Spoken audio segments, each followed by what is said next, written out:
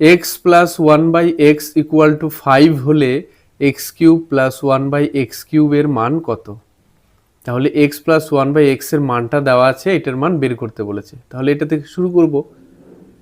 X cube plus one by x cube equal to, সূত্রটা কি? এইটাকে একটু সাজিয়ে নিই, তাহলে x cube plus one by x তার হোল কিউব। তাহলে এ কিউব প্লাস বি কিউবের সূত্র কি? A plus b. এই ক্ষেত্রে এ হচ্ছে এক্স আর বি হচ্ছে ওয়ান বাই এক্স তার হোল কিউব মাইনাস 3 এ আর বি মানে হচ্ছে ওয়ান বাই এক্স, এ মানে হচ্ছে x into x plus one by x হবে। তাহলে এ কিউব প্লাস বি কিউবের সূত্রে ফেললাম কিন্তু মান নির্ণয়ের সূত্র।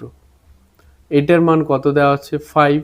তাহলে 5 কিউব মাইনাস 3 এক্স এক্স কাটা যাবে, এইটার মান হচ্ছে 5, বসিয়ে দিলাম।